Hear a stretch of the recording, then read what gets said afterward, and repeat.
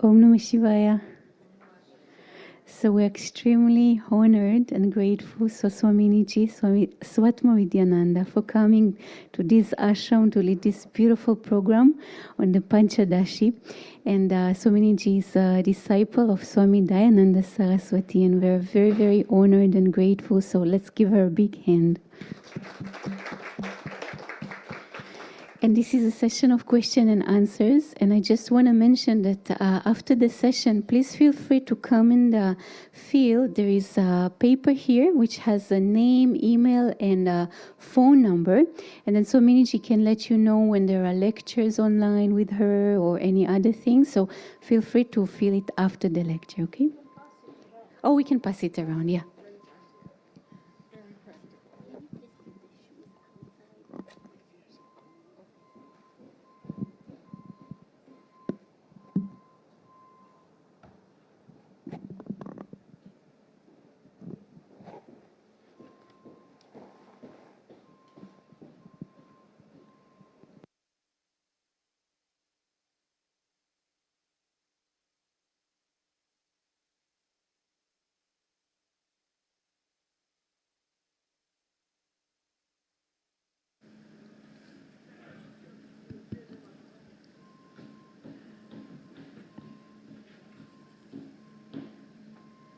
ॐ गजाननं भूतगणाधिसेवितं कपित्थजम्बूफलसारभक्षितम् उमासुतं शोकविनाशकारणं नमामि विघ्नेश्वरपादपङ्कजं या कुन्देन्दुतुषारहारधवला या शुभ्रवस्त्रावृता या वीणावरदण्डमण्डितकरा या श्वेतपद्मासना या ब्रह्मार्च्युतशङ्करप्रभृतिभिः देवैः सदा पूजिता सा मां पातु Saraswati Bhagwati निःशेषजाड्यापहा. I'm sorry, I don't know the other prayers. Yes. So, Vishprapanchaya Shantaya Shivanandaya Te Namaha Vishnudevanandaya Te Namaha. Om Sahana Vavatu Sahanau Bhunaktu Sahaviryam Karavavahai Tejasvinavadhitamastu ma vidvishavahai. Om Shanti Shanti Shanti.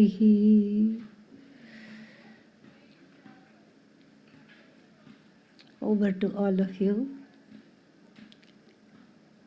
We can start with the bhajan if anybody knows. You can sing something? Yeah. You have the... I saw the mic conveniently next to her. So. Why not? Bhajamana mama mama Bhajamana mama mama Bhajamana mama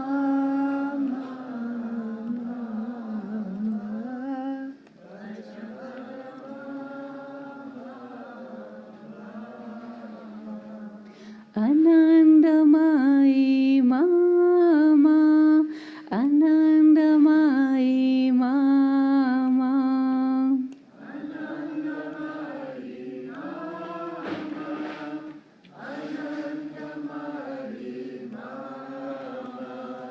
Anandamayi mama Anandarupa mama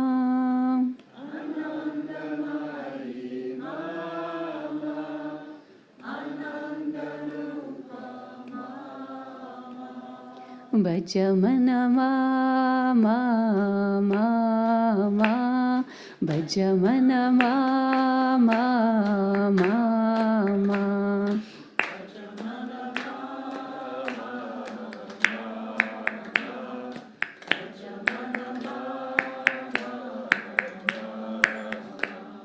Bhajamana mama mama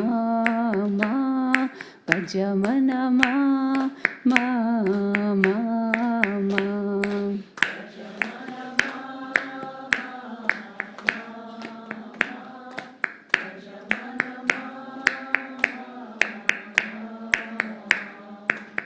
Bhajamana Mama Mama Bhajamana Mama Mama.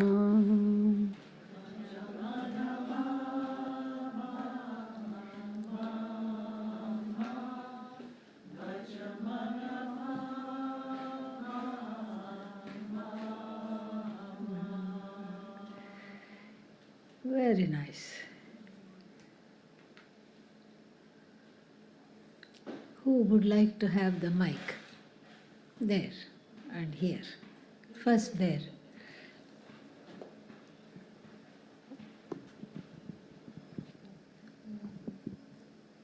Thank you for coming. I am a guest here. I'm a guest in this tradition. I practiced in a Buddhist Zen tradition, and I am waking up to, oh, these are the ancestors. So I am very interested if it fits. If it doesn't fit, no problem. Then I just take my question somewhere else. But I have a new question. How do Zen traditions further east from India how are they in the lineage of Vedanta particularly, and how does Vedanta fit into the whole Hindu canon? So I'm interested in some overview, not something I can read, but like sort of inspired by your feeling and faith and understanding. How do they all fit together? From the standpoint of Vedanta, everything fits. This is something very nice. The Zen tradition is very close to us, because even though on the surface it looks very different, in the sense that the Buddhist traditions in general talk about emptiness, and Vedanta talks about the opposite. What does it talk about? Fullness, limitlessness. So on the face of it, it looks completely opposite. But when you talk to the Zen practitioners, they will define emptiness as empty of name and empty of form. And that's exactly what we are saying. That which we call the self, Brahman, about which the Buddhists are silent. They don't have a name because it really doesn't have a name.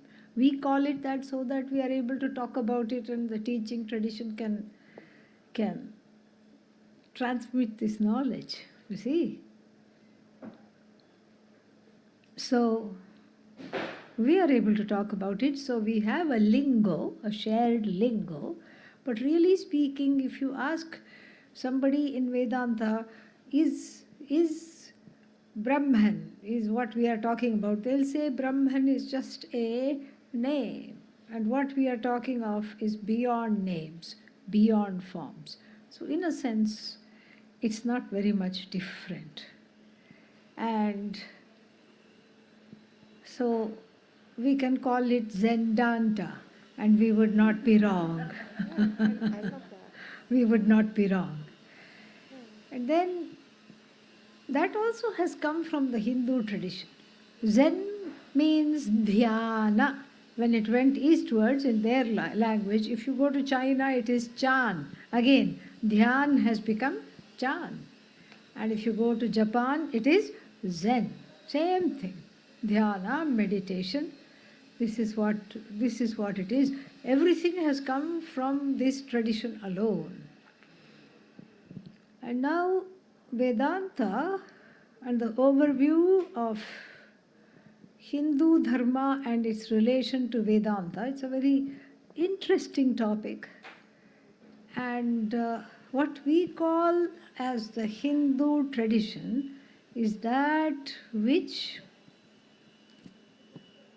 sees the four Vedas, the holy texts of the Hindus, as the authority. Authority because it's a revealed text. In every religion, the scripture has to be revealed. It is revealed. It is not human-made. And so too, in the Hindu tradition, we say that we don't have a founder. There is nobody that founded the tradition. Rama, Krishna, everybody was born into the tradition. There is no founder. And then we have, so since there is no founder, how did this come about? This was revealed to the sages, exalted sages in deep states of meditation. The Upanishads and the whole Vedas themselves were revealed to the sages. And this being the case, even though a rishi's name is in front of a particular hymn, it's not that he or she wrote it, it's more like they channeled it. That is the idea. So then the Vedas are divided into two parts. The first part is a treatise of desire fulfillment. How to fulfill desires ethically and through prayer. The Veda wants us to be on a diet of prayer and ritual so that we don't get into trouble fulfilling our desires. Otherwise, what will we do? Snatch it from somebody else because I can. I'm stronger than you. Biff, sit down, shut up, give me that. That's how we would do. There would be no kind of a golden rule of ethics to manage our interactions, and therefore the first portion of the Veda does not say please give up your desires, because what will happen? The people will give up the Vedas. They will keep the desires and give up the Vedas. So therefore, instead, what are we told? You can have as many desires as you want. I'll give you a few more. Here, take them. Oh, great, I can have a lot of desires? Yes. But in going about their fulfillment, go straight to the source and pray. And the prayer is in three forms. Ritualized prayer like a homa, or like that we had 2 days back right here, and where you light the lamp and all this. Verbal prayer like we have every morning and evening satsang in the form of chanting, or mental prayer like we have before the chanting. What do we have? Meditation, where silently the japa is there. So this is the form of actions, and boy, the first portion of the Veda keeps you busy and out of trouble. From morning to evening, you are lighting a fire and offering homa, offering the ghee in the fire, and so much so in sleep also people are going like this, the Vaidikas, because so used to they are offering the ghee in the fire. So from one fire ritual to another, from one chant to another, from one upasana, means meditation, to another, we keep going. How long? All life long, until one understands that one has graduated the first portion of the Veda. It is meant to be outgrown. First, it makes you grown. Oh my God, so much to do. And then it is meant to be what? Outgrown. You have to graduate. How do you graduate? When you start asking the question, why do I have so many desires? And why is it so complicated to fulfill each and every one of them? And by the time I finished lighting one homa fire, another desire comes up, and oh my God, that requires this much effort. And they make it very, very difficult. The bricks have to be handmade and then dried in the sun. And when they come out of the sun and you are arranging them into a little place for the homa fire, they should not be cracked. And if 108 bricks are needed, and if the 62nd brick is cracked, you can't just replace brick number 62. You have to start from 1. Yes. So this is the way the Veda very trickily takes care of your desires. Takes care of them means takes them away. Because by the time you are so exhausted, that you don't care anymore about the desire. You just want to be kept alone. You just want to go to sleep. Thank you very much. You don't have any more desires. So you have exhausted the desires, and you yourself are exhausted. And then what happens in the time frame that this kind of a life has been led, you get a nice preparation.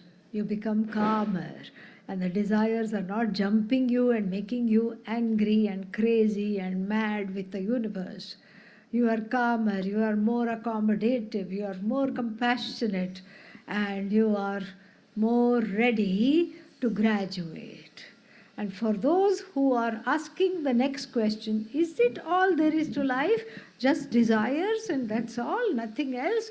Then the second portion of the Veda, called the knowledge portion, you become eligible to study that. The knowledge portion of the Veda is also called what? Vedanta. End of the Vedas. It comes at the end because if it came in the beginning, you would not understand it. Everybody will give the Vedas up and then nobody will be benefited.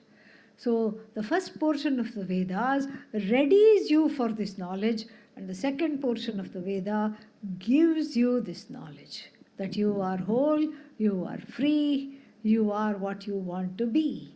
This is the general overview. And generally what happens is that the first portion of the Veda, people in India and elsewhere know very well because they inherited that from the parents. They know how to light a lamp, they know how to do arati and hum the correct mantras, and then they know how to do small rituals, they know. And if they want big rituals, they can call one Pandit. Pandit ji will come home and then help you do. What is there? You give them the spiritual power of attorney and then they do for you. And then this is how one is, this is how one grows. And then afterwards, the second portion of the Veda speaks to people who are no longer interested in just rituals. They may respect other people doing it, but that's not their goal in life. So, but in India, frequently what happens is one gets stuck in the first portion of the Vedas. So you will see there will be thriving temples, there will be lot of Vedic chanting, everybody is pouring ghee somewhere or the other, in the lamp, in the fire, in somewhere or the other. Everybody is going to the temples. In every house there is a puja room or a puja corner or a puja closet. All these things are there. Everybody is worshipping. But what for they are worshipping is not fully known. And it's not because of modernity. It was not known back then also. Because of one's own orientation, one is stuck in this loop of action, like in puja, and results of action, so that I can get whatever I want. More action, more results of action. That is the loop in which one is kind of trapped. And then there are few silent ashrams. They don't advertise themselves. Why not? Because what's the use? Really, what's the use of advertising when the people who want you will come on their own? And the people who don't want to learn what you have to offer will not come even if you paid them. Okay? Yeah, here is a 3-month course in Vedanta. We will pay you 15,000 rupees. Please come. Will they come? No. Or they will come, they will take the 15,000 rupees and then go away. Sorry, have to withdraw. Something came up.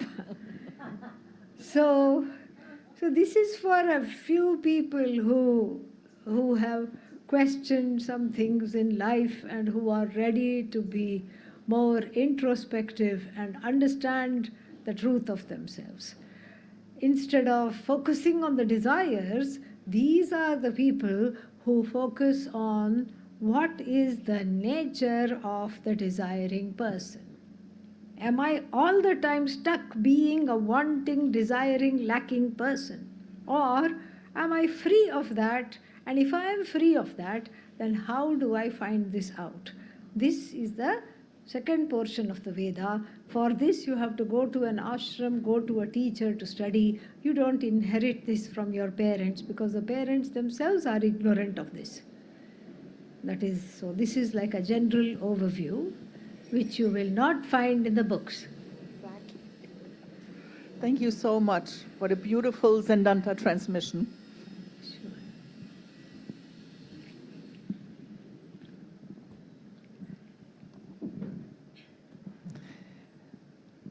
Thank you so much, Swamini.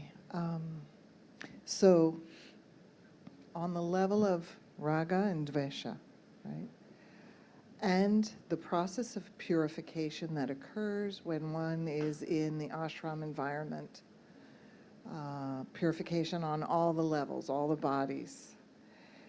So I am curious how you would advise me in self-reflection. I'm finding myself extremely sensitive to sound, smell, light. I've actually been doing a lot of meditation on light, seeing different things, hearing, all of it. I'm sensitive, my system is very sensitive. So, in satsang, for example, if someone sits next to me and they've just put a bunch of oil on themselves, Oil? like a scented aroma, oil. Okay. like Okay, patchouli or Yes. Strong or scent. something strong. Yeah. Oof, so it What is happens? agitating to me. So I have relaxed into that agitation, put my shawl over my face and stayed there. But I've also chosen to move. And it's not just that, it's many, many things, like sitting next to... All-round sensitivity. All-round sensitivity. So my question is this a question of staying with the preference, like just sitting and allowing my desire to, let's say, have clean air around me, or is there something else energetically going on, and would I be, giving into a... Whimsy. Yes. Yes. Very interesting question. A few thoughts. One is, if something like this happens, sometimes when one is going through a growth spurt, it could be a temporary phase where everything and everybody is kind of unbearable. Stay away. That kind of a feeling. So only you can recognize that, if it resonates for you. So, and then to know that this is temporary and it will resolve on its own. You can pray for it to resolve. You can pray for it to relax. And in the interim, you can help yourself to a lot of meditation and pranayama that really helps to open the heart, open the lungs, open the chest, and just be able to, like the threshold of tolerance increases with that. When we are able to be in charge of our breath more and more, the threshold of tolerance to other things also appears to increase. So I would increase that practice. And then also it might be good to check any kind of chemical sensitivities that one may have, because that also can contribute. Because you see, the world is full of people and they will do whatever they want. And the plants also have their own mind. They have pollen, they have so many things which one could be intolerant of or allergic to. And so to test if there are any sensitivities that need to be taken care of, and to do that would also be a good thing to, so that we look at it on all levels, even from the standpoint not just spiritually but also from the standpoint of one's own health. Health is important. It is a very important form of health. And so that is the second thing. The third thing is that if the message is not being able to tolerate, we can treat that intolerance as a little one that we talked about yesterday, as an inner child that needs attention, and see what it is that it is trying to say. Why is it that it is sensitive to sound, lights, and smells? What is it? Why are the sense organs inundated so quickly? And why are they tired? And so maybe it is some memory from childhood or something that may be ready to come up, which goes back to the first point of it being a growth spurt. These are some thoughts I had. Thank you. They're very, very helpful. I think I'm in a growth spurt. Yeah, I think so too. Yay. Yes. Behind you. Yes. Thank you. You talked about this morning. It was a beautiful topic. And you talked about 3 different associations, which I got the very first one and second, and the third one was a little difficult for me to grasp. Yes. So I would appreciate if you explain it Absolutely. The third one doesn't get because one is in it. Yes. Bhrantija tadatmya, identification with ignorance and delusion. That is the third one. In the sense that suppose the body is sick, and the body is sick means what? It has a fever, let's say. Has a fever, body is nauseous, whatever it is. So then the level where the affliction is the physical level and the level of the prana. But because of this delusion and frantically holding on to the body with all my might, wanting the body to become infinite, which it will not do, no matter how hard I try. Immortality cannot be at the level of the body, but I don't know this. That is the Bhranti. And therefore, I try to make the body immortal by doing various things. By eating so many berries. What are they called? Anti-something. Oxidants. Antioxidants, yeah. Acai berry. And then what? So many berries. And blueberries and all very common. We are talking of exotic berries. Goji berries, yes. I grew up in India. These goji berries are from India. I had never even heard of them. Why? Because they're being exported everywhere else. Yeah. You ask any Indian in this room, did you have goji berries growing up? Nobody had. See, they're all shaking their head. Yeah. We grew up there. But we don't know goji berry until we come to America. Goji berry. What? Go where? No, goji berries. Yeah. That's why they're called goji berries, because they've gone from India because everybody else has read up on this antioxidant, this thing. Antioxidant it's called because it's gone to the Occident. It is no longer in the Orient. Okay? Yeah. And so there, there you eat a few and, it's not a big deal. They are tasty, they are nice. You can put them in your cereal and all that. But then they're supposed to give long life. They're supposed to make you look 25 when you are 75 and all these other claims.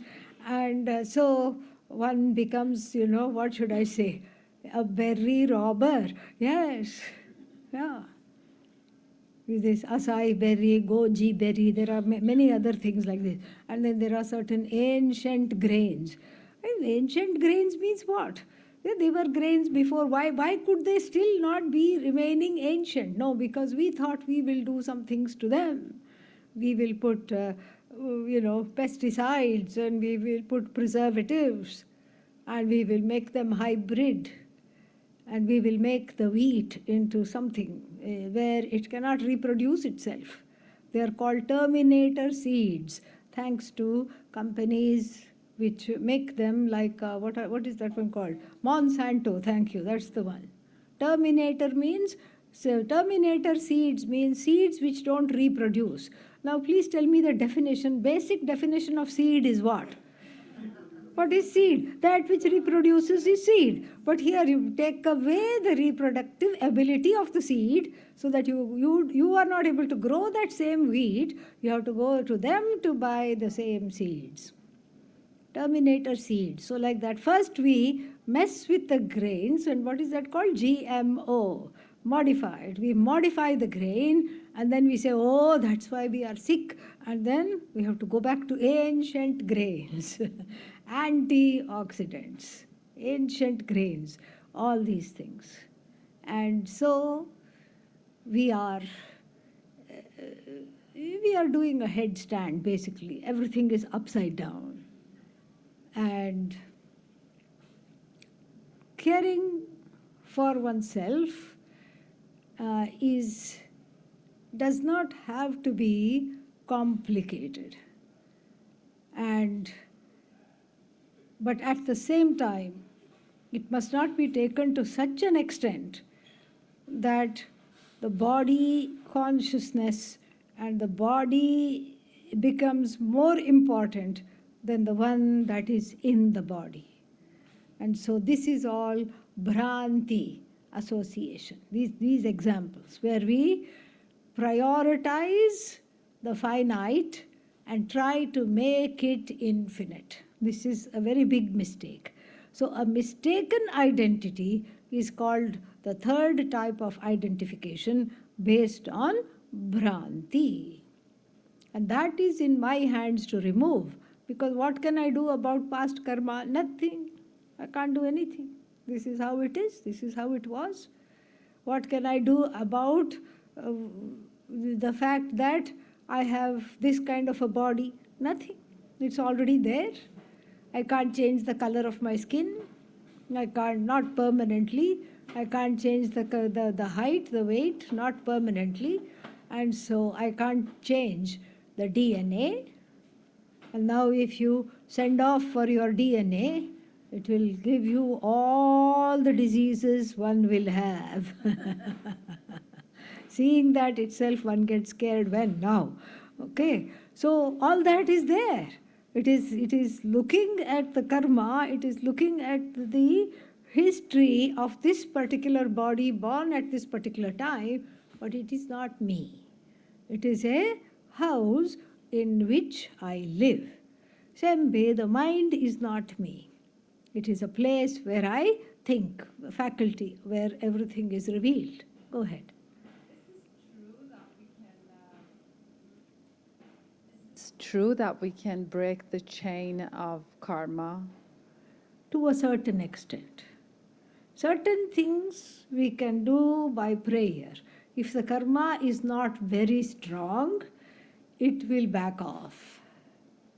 Some amazing things I have seen happen with prayer, especially ritualized prayer. You have to get exhausted for the karma to be exhausted. So with ritualized prayer, especially the chanting of Rudram and Abhisheka to Lord, etc., very, very effective in warding off, keeping at bay certain karmas, provided they are not overly strong. If there are two kinds of karmas running through every body, every mind, every senses. One is the strong variety and then the weak variety. The weak variety and the medium variety can be either fully neutralized or be made weak enough to be able to deal with. And the strong variety, you cannot do anything at all. No matter how much you pray, it will happen. So this is there. Then well, this is the general answer, but I was curious why you use the phrase, chain of karma. And here, when I hear you say the word chain, I think of familial karma and the karma repeating itself in the family, in the community where one is. Is that what you meant? And being recreated now, is that what you meant? Like among families, like there are certain patterns?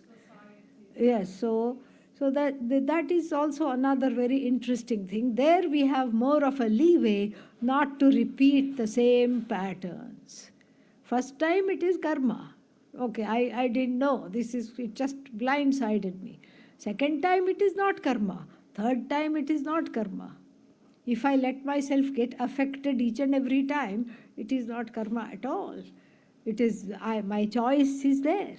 I am using, rather abusing, my own free will. I have to understand that, right?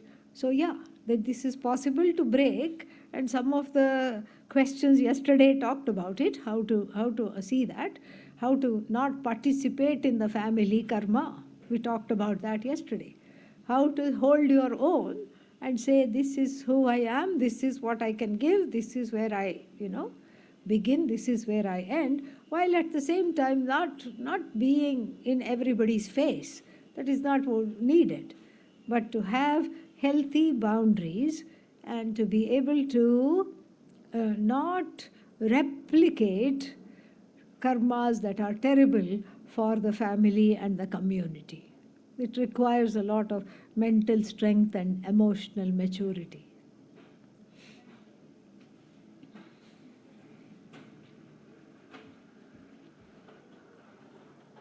Next one here. Yeah.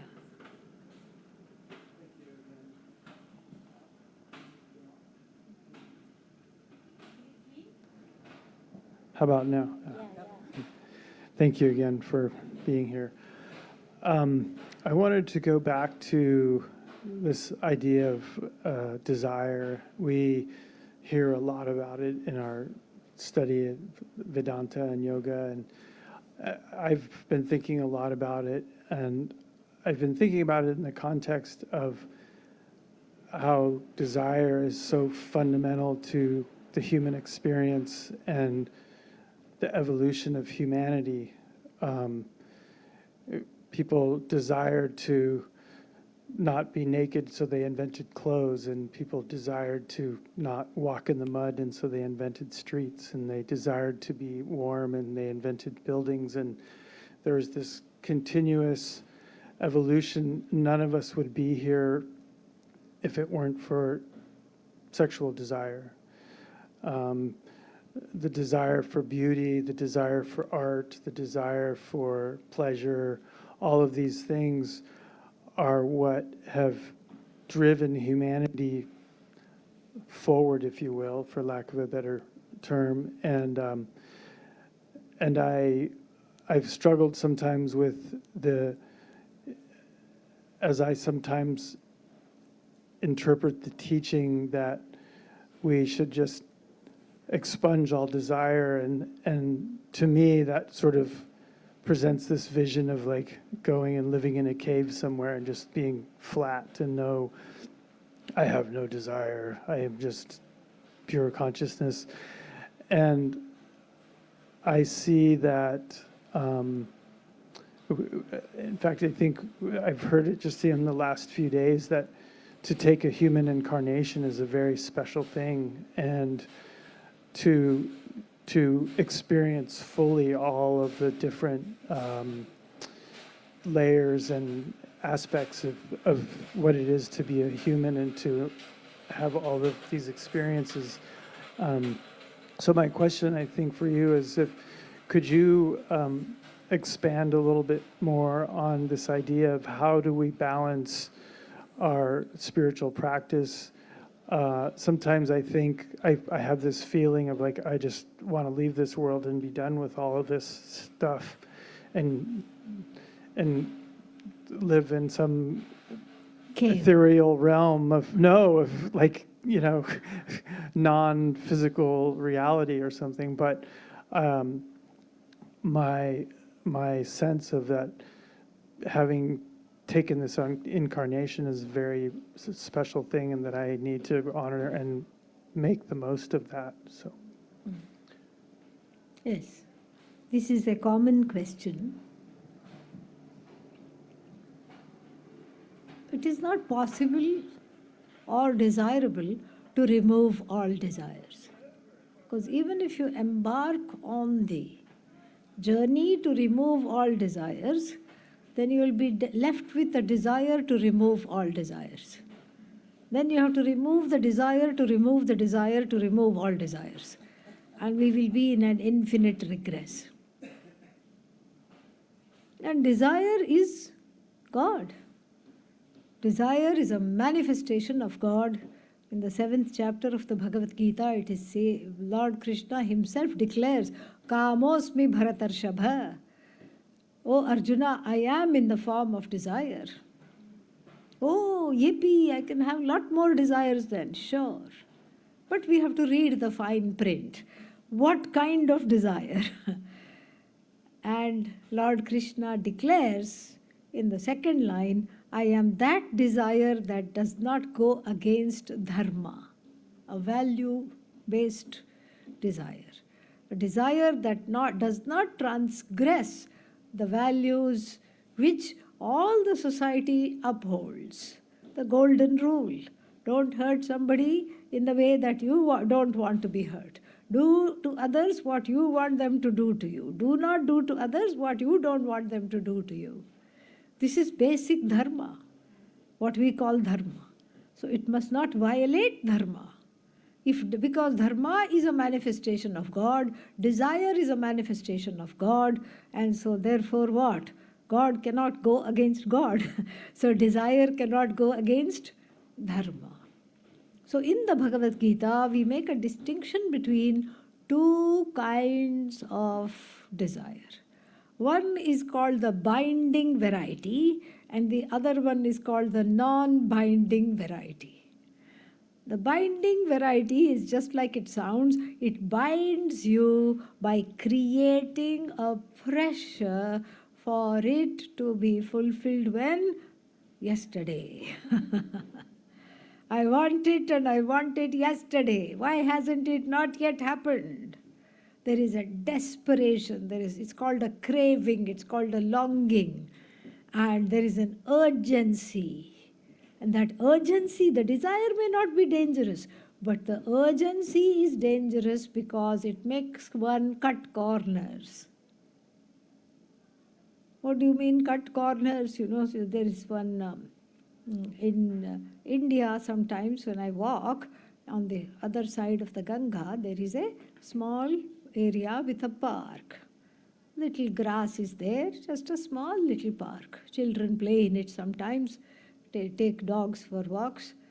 And then it says on the edge of the park, please don't walk on the grass. Naturally, because if you keep walking on the grass, everybody's footprints and it will not grow. Just where it says, please don't walk on the grass, people are walking on the grass. And there is a bald path. Why? Because they have to walk literally 5 steps extra this side and 5 steps that side, and they are saving the 5 steps, maybe 8 steps, by cutting across. This is perhaps how the expression cutting corners came. Yeah. This is how you cut corners. It's the urgency and the flagrant violation of other people's rights and privileges that makes me cut corners. Doesn't matter, I deserve it. Doesn't matter if somebody else is uncomfortable. I want it, I have to have it, I deserve it. I am not just deserving of it, I am entitled to it. This is the binding desire. It's called binding desire because these ragadveshas create an urgency. It's like a metaphor of driving a car. So you are in the driver's seat. The ragadveshas are passengers, and what do? They overpower you, gag you, and bind you, throw you into the trunk of the car, and they start driving. except they don't know how to drive, except they are intoxicated. All this is a metaphor in the Kathopanishad. Very beautiful chariot imagery is given. So, if the horses are drunk, what will they do? They will lead you to a ditch. The horses are the sense organs craving the sense objects, and the reins are the mind, and the driver has to be the intellect, the buddhi, where the buck stops. The chariot itself is this body, and the owner of the chariot, the Rathaswami, is the ahankara, the ego. Very beautiful metaphor. And so if the horses are drunk, they will lead the whole chariot and the owner of the chariot into a ditch. But if the horses are trained and disciplined properly and well behaved, they will lead you to the goal that you want to go to. So the desire is a privilege. The desire is something I have to have. It cannot possess me. If the desire possesses me, it is of a binding variety. It can drive one insane. If I possess the desire, I am free to drop it. See, I am holding the hat, I can drop the hat. If I'm holding the desire, I can drop the desire because something else has come up. I don't have time to do this. But if the desire is holding me, then I will not be able to drop it. So therefore, those desires that are binding in nature, first they have to be interrogated, reduced. Their hold has to be reduced through mental discipline, prayer, and practice together in the ashram, etc., etc.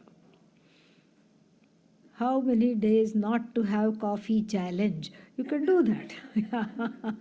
So, you can do that. So, like this, there are ways of first reducing that. So, first you make the binding desires into non-binding desires, and then you are able to enjoy them occasionally without letting them overpower. And sometimes when they are very close to overpowering, you say, oh, no, I shouldn't do that. So, I know one Swami who loves coffee. And so he has coffee for a few days, and then people are very happy to see him drink it. They keep bringing the next day. And one day he says, no more coffee. So for very many days he stops, and then again he will take it for a few days, and then when he starts getting very fond of it, he stops. That is how to train, because you are not the sum total of your desire.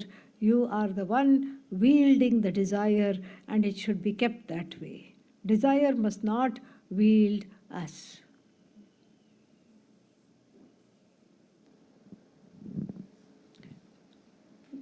There was, you and Thank then you. you.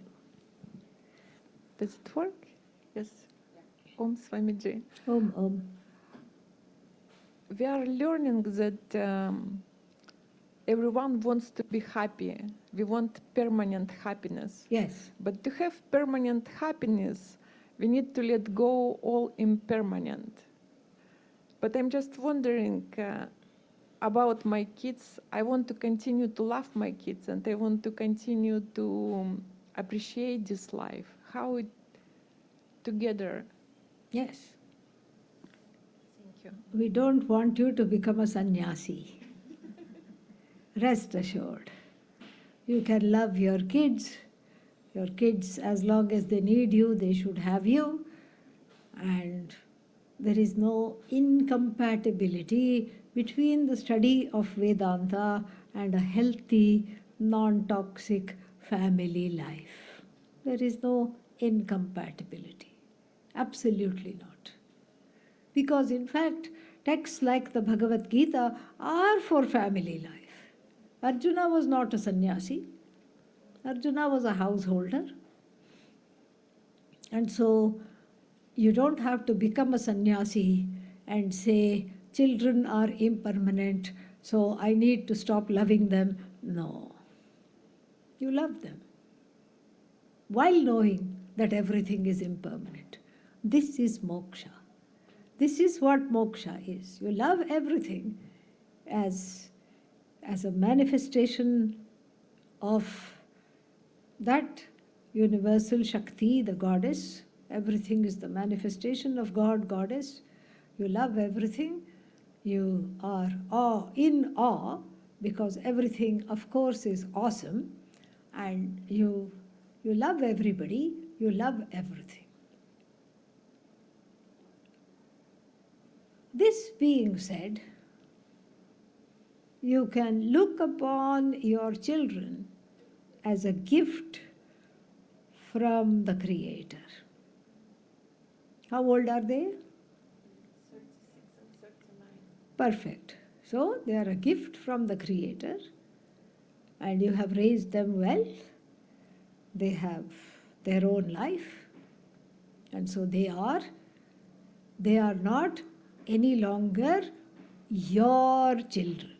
This my and mine causes unhappiness.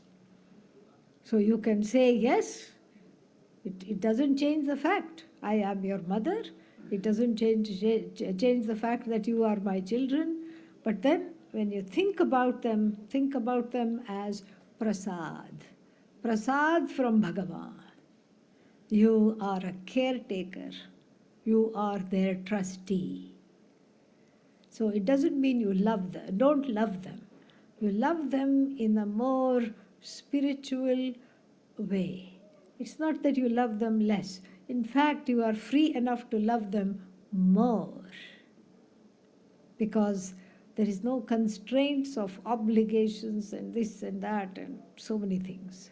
You are free to love them more, but you have a sense of yourself as well and your path. You respect your path and you also make room for them in your life, and that is the way to do it. You don't try to live their life, you don't enmesh with them. And any enmeshment is there, you loosen that enmeshment. Because now you are inspired to go after the permanent, and the permanent is you. The permanent is you as Satchidananda. So you don't stop loving. You stop loving them dysfunctionally. In every relationship, there is a functional love and what else? A dysfunctional love. The dysfunctional connection you can let go of. Whatever works is functional, and if there is guilt, hurt, sorrow, pain, fear, that means there is dysfunctionality that you let go of by being courageous enough to not fear something wrong or bad will happen. Or what if they don't love me? That's okay. They are grown up, you are grown up enough to not want to seek their approval. You grow out of seeking the approval of people with whom you are in relationship, and you see the relationship gets cleaned up very, very quickly. As long as I'm seeking approval, I'm like a puppy dog. I'm panting and saying, yes, please, please, please, how did I do? How is this? In what all the ways can I please you? How shall I do this for you? What? You're still not pleased? What's wrong with you? This is dysfunction. You do your best. If they are pleased, well and good, enjoy it. And if they just, it's more a statement about them rather than a statement on you. And so, any approval seeking in any kind of a relationship, except if one is a small child, then it is okay because the child needs that. But any kind of an approval seeking is a red light for dysfunctionality. So I withdraw the need for approval seeking, especially in parent-child relationship. It is not correct to try to gain the approval of the child. It puts a pressure on the child, no matter what their age. That's when I have to get a life. I have to make my own friends with whom I can share this kind of a thing. But in any relationship, I grow out of wanting things from people. And it may seem kind of pointless, like why else to make relationships and friendships? If I also want and they also want, that is why it is there. That's the whole point. You use the relationship to grow out of it. That is the essence of the Hindu marriage. The Hindu marriage is all about it being a means to an end. 7 vows are taken, being committed to each other's family members and all these things, all the and running the house together and being equal partners. And the last vow is a vow of friendship in order to pursue moksha together. The final vow. It's amazing. It's an absolutely amazing, amazing thing that the final vow is to pursue moksha together, which makes the Hindu marriage a means to an end. It is not an end in itself. If marriage were the end, it will end. Yes. Thank you. Thank you, Swamiji.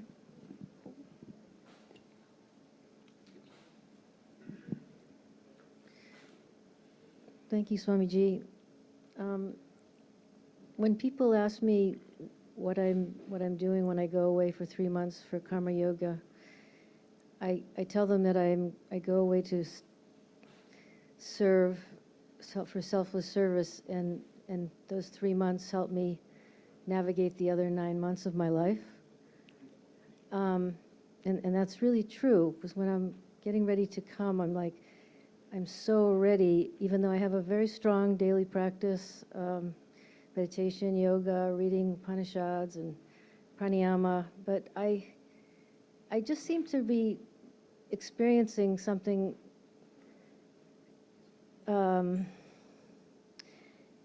I can give you an example that happened just before I left. I was saying goodbye to someone that I sing in a hospice group, and I was simply saying goodbye because I wouldn't see her for a few months. And, where are you going and what are you... And it quickly turned to, oh, I'm going to India. Oh, and I've been to India 3 times, and I'm doing this with my... And all of a sudden, I'm a good listener, and I'm just listening, and I walk away, and I say, what just happened? And I find that same thing. I'm more aware of this other ego elevation as my practice gets stronger, but I don't really know how to navigate it except just, saying to myself, wow, what just happened there? I was just saying goodbye, and I don't know if that kind of segues to what she was just saying about approval or self-approval. Like how do I just don't understand how, because like I said, as my practice gets stronger, I notice this more and more in my interactions with people. So therefore... What is it that you notice? I don't think I quite caught that. Their self-importance. Okay. And I'm just saying goodbye, and then what do you... Yes. And also that what happens is I tend to be isolating more. I live alone anyway, but I can isolate and trying very hard to find my people, as I call them, my people that are more conscious. On your wavelength. Yes, but there's so many that are somewhere else, and I'm just a little bit confused about how to navigate that piece of my life, because those people are also in my life. Yes. To some degree. Yes. As you grow stronger, and if people want to say some things or whatever it is, they show their own importance. Just let it be. What else can you do? Bless them, yes. Bless them on their way, whatever they are doing, wherever they are going, whatever they want to do. And yes, it is also isolating because you are not there. And that is the part of Vedanta, which is something which one finds. Like somebody told me a long time ago, I have started to not, as I'm attending the classes more and more, I have started to not go to the movies because I don't like them that much. I've started to not go to the shopping because that also I don't find so much joy. I also have stopped hanging around people because they just gossip and I don't like that anymore. I said, but why do you have a long face? This is wonderful. But I'm also not that interested in Vedanta. What should I do? It's called betwixt and between. It's again a phase. It's again a growth spurt where you have where you shed. After studying one Upanishad, you shed. Okay, you shed, and then you're ready to come out again and blossom. But the circumstances are not quite conducive for that.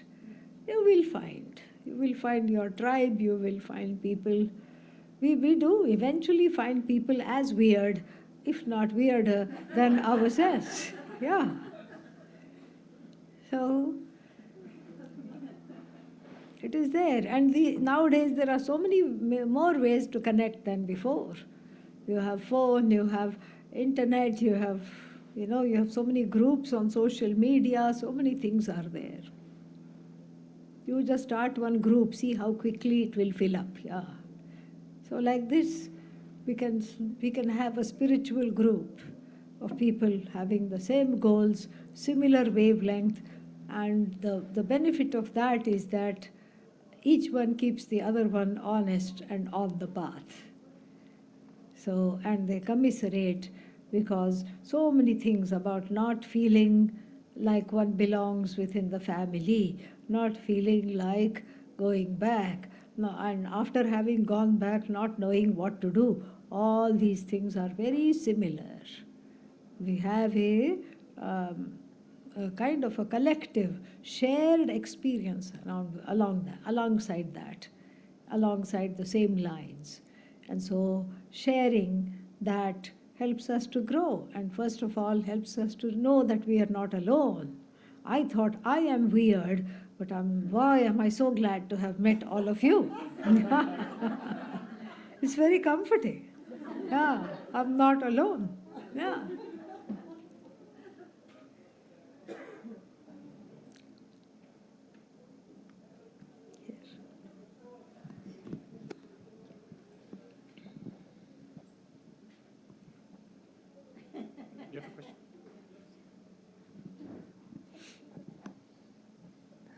Swamiji, how can we not let ourselves be consumed in an unpleasant experience or situation that is ongoing? How do we minimize that effect that it may have on the mind and body?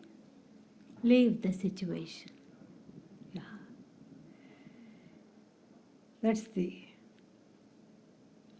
honest answer. If for some reason you don't want to leave, then leave it mentally. If you can't leave it physically, leaving it physically is important. But if you're not able to do that, sometimes people are in toxic relationships and it's difficult to leave, or they don't know how to leave, or sometimes it's just dangerous to leave. That is also there. And so if one finds oneself in that kind of a situation, you have to find ways to not let it affect you mentally. You have to have a very strong spiritual practice. You have to do japa daily, and you have to study Vedanta daily, because without that, the perspective will not be there. You have to study Vedanta daily, because daily dose of Vedanta gives you a leverage, gives you a little bit of a leverage with which to deal with difficult people, difficult situations. And then you get the courage and leave. That is the way to do it. You have to fortify. We have to fortify ourselves with the teachings of Vedanta Shastra that teach us that we are, no matter in what kind of a situation we may be stuck in, We are whole, we are free, we are unaffected, we are limitless. We have to fortify ourselves constantly with this knowledge, and each time thoughts to the contrary arise in the mind, you witness it. You witness it, let it go. Witness it, let it go. You have to learn to let it go. And finally, we have to practice cheerfulness.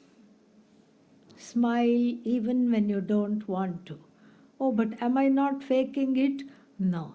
It is your swarupa. It is your nature to be happy. So if you are smiling, even when you don't want to, you are not faking it at all. You are being yourself.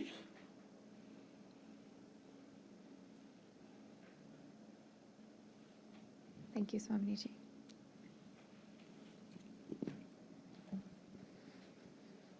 Om Swamiji. I have a question about miracles. The definition of a miracle is an extraordinary and welcome event that is not explicable by natural or scientific laws and is therefore attributed to a divine agency. Yes. That's the definition. Okay. Now I go to now I go to a yogi, or I go to a Jiva Mukti, and she would tell me there are no miracles. Why would she say that? Because everything is a miracle. You are the miracle that you seek. This knowledge is a very big miracle. You know why? First of all, that we don't know that we are whole is itself a surprise. That itself is a surprise. How come I don't know this? And that despite all the raga dveshas, this knowledge goes in is the biggest miracle. Everything is a miracle. A miracle is not one particular act. Miracle is everywhere all the time.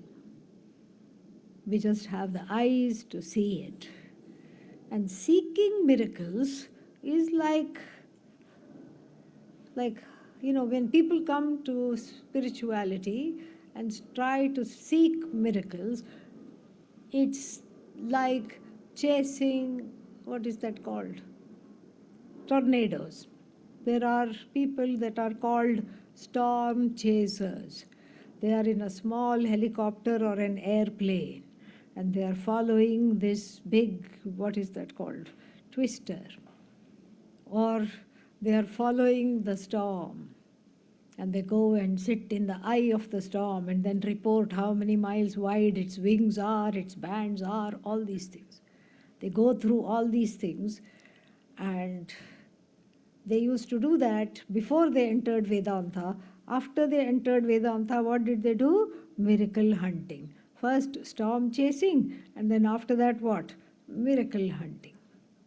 Miracle hunting is experience hunting, because I feel like only when I have some kind of a divine or extraterrestrial experience for which there is no explanation, then only I will be redeemed. I need a sign. Everything is a sign. In fact, if you read Carl Jung, he is the scientist of science. He's the doctor of all kinds of science. Everything is a sign. And if you go to the priest here, he also looks for various kinds of signs. It's really amazing.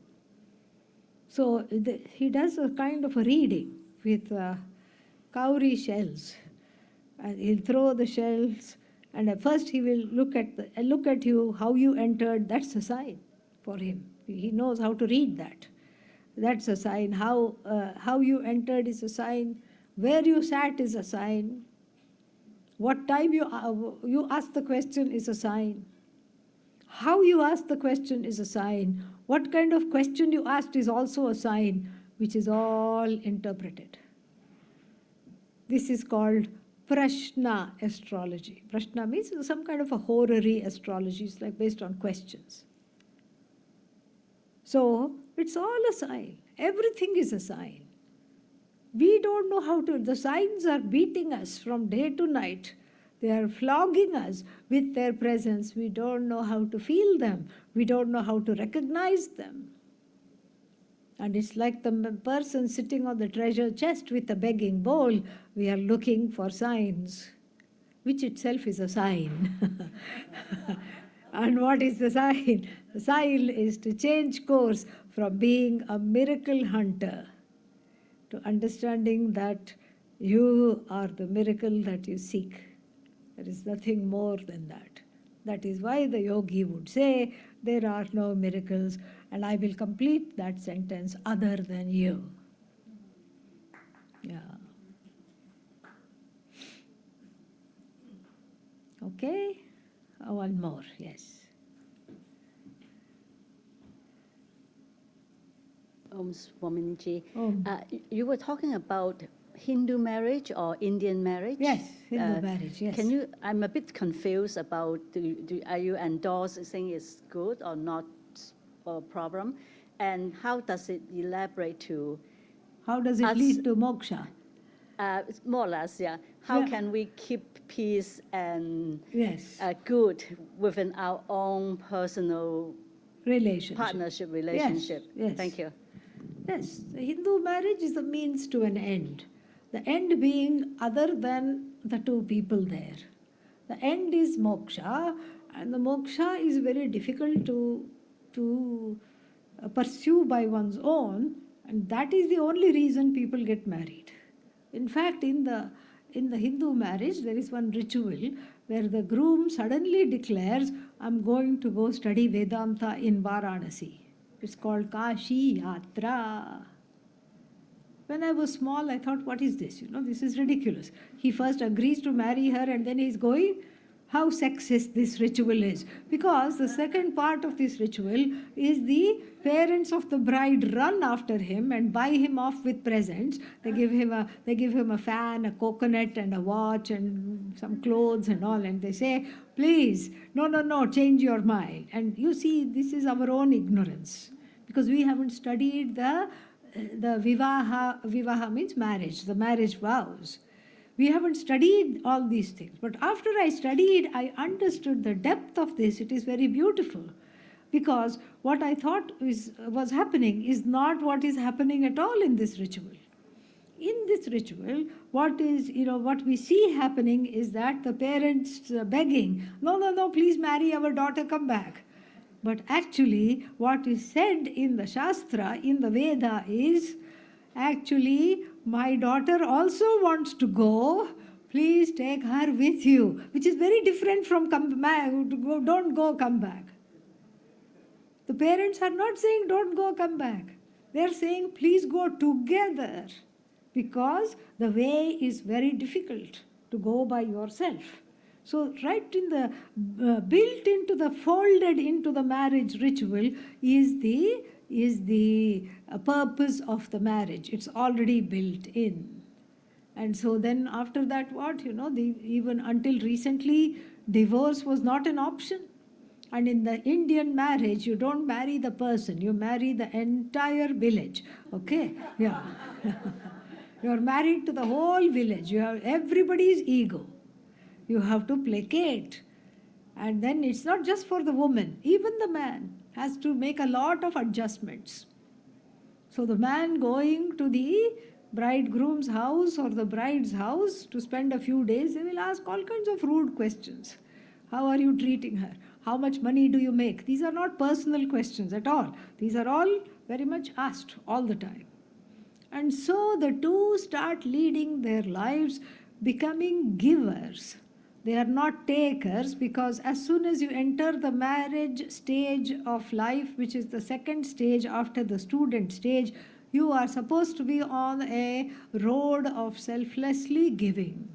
You give back whatever was given to you when you were being educated, and you give back to the society, you give back to the gods, you give back to the ancestors, your parents and their parents, etc. You give back to the people in the world who are less fortunate than you. You keep giving, giving, giving. This is the householder life. And then, especially those who are newly married, are kept busy from day to night so that they don't have time to fight. Yes, this is how it is. You just are busy doing something. And if you look at elderly married couples in India, I have never heard grandma or grandpa say to each other, I think we need to spend more time and work on our relationship. She doesn't want to work on the relationship. She is fine however it is. He could care less. They live in the same house and he has his own friends. She goes for a walk with her own friends. He plays cards later on or she does something else with her own friends. And then once in a while they meet each other, you know. Oh, you're still alive. Oh, good, okay, fine. And so even if they don't get along, it does not matter. It does not matter, because what matters, what you are getting out of the partnership is not coddling and attention and you are the best east or west. What you are getting is growth.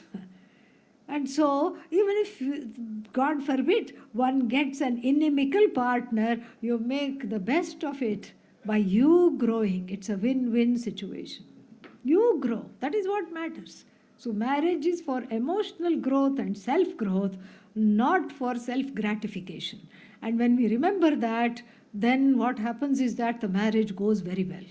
So the first thing to do, these are practical tips. First I gave the theory, now I'm warming up. I'm warming up to give some practical tips. Okay? So the practical tip number 1, stop arguing with the spouse. Really. And with family members in general. Even if they say 2 plus 2 is 7, you say, aha, all right. Yeah. Don't say, how can you say this? How can you say 2 plus 2 is 7? Let me show you. Yeah. And when you go on the second track, let me show you, you are seeking approval to be right. Stop it. You don't need it because you spend 3 months in the ashram or start spending 3 months in the ashram. It's a good practice. Even 1 month in the ashram is a good practice. So stop it, drop it. Right then and there, drop it, stop it, and just say, okay. No, but they will treat me like a doormat. OMG, they will not treat you like a doormat. They will be so surprised. Oh my God, I thought this would set off fireworks, but then this is a placid lake. What happened? And first they will check your temperature, and then after that, when they find out you are not really sick, they will respect you. They will respect you for withdrawing yourself from any kind of a contentious fireworks type of situation. You remove yourself from that. This is very important. It's a win-win situation because the other person wins and you feel bad they have won, but actually you have won. You have won. Because what did you want out of this partnership? Growth. You are getting the growth. Of course, there are growing pains, but there is growth. And it's a win-win situation because the other person loves you and respects you and crazy about you, even without you wanting that. They love you very much. And even if they were resistant to you going to the ashram, a time will come where they will send you happily. I think you're getting a little annoyed. Please go to the ashram. Yeah. Then, because they know you will come back all refreshed, relaxed, and they benefit out of you going to the ashram. They will say, I may not be able to go there and I don't have anything for myself, but you please go. I was telling this, I said if one must be the first one to lose the argument. I was saying that in Atlanta actually, one time, and then there was a newly married couple there, and not you, but somebody else. So there was a newly married couple there, and they both raised hands. They said, Swamiji, please explain who should lose the argument first. So that is the practical tip, okay? Yeah. So now we have theory, now we have practice. Which argument to lose? Lose every argument, big or small, because unless something really, really, really matters to you, unless it's really about your core values, don't fight for it. It's not worth it. It's all just fluff. because all the things one seriously argues about, a few years later you have even forgotten what it is about. So it really doesn't matter. What matters is this knowledge. What matters is the urgency with which you embrace this knowledge, live this knowledge. And what matters is to just be happy, calm, and free. Everything else is a distraction.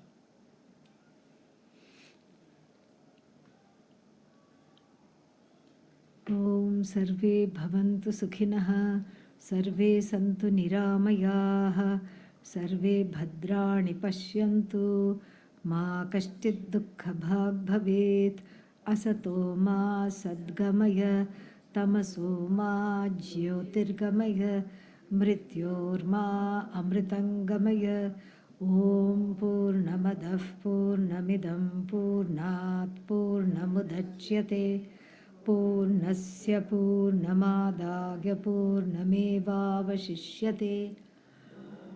शान्तिः शान्तिः शान्तिः हरिः ॐ श्रीगुरुभ्यो नमः हरिः ॐ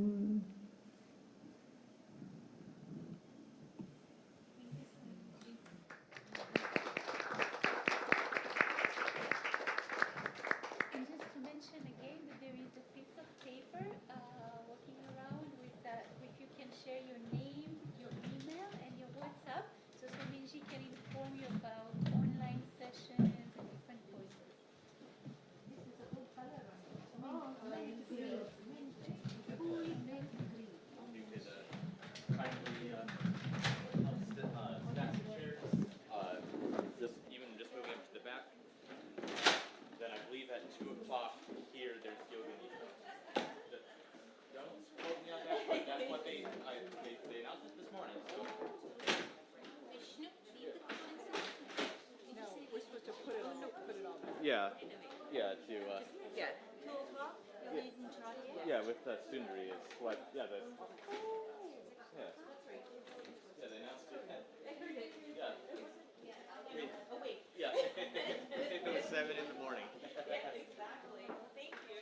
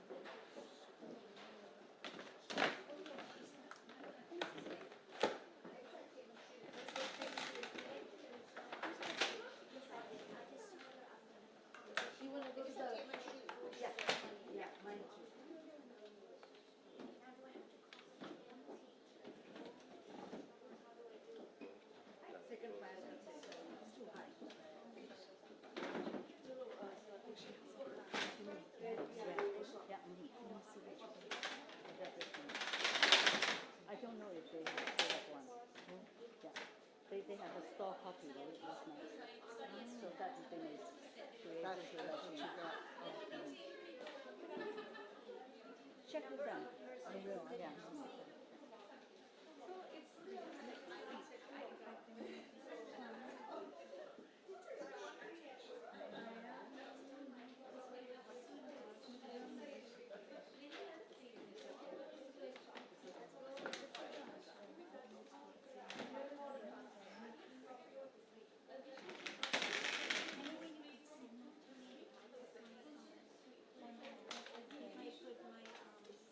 My phone number.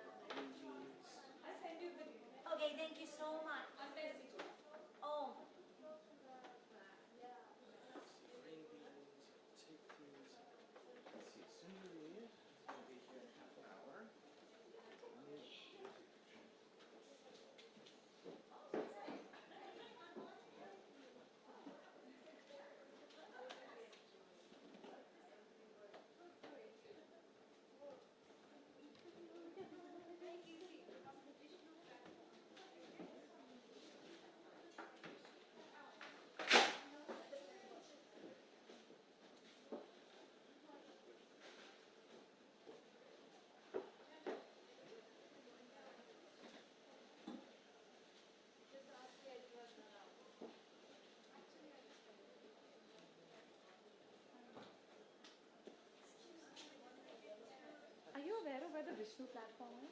Yes. So if you go down the main path, almost right before where the dock is, make the left. That one, right? Yeah, and then kind of It's the small. yeah, the small one. I got it. Yeah.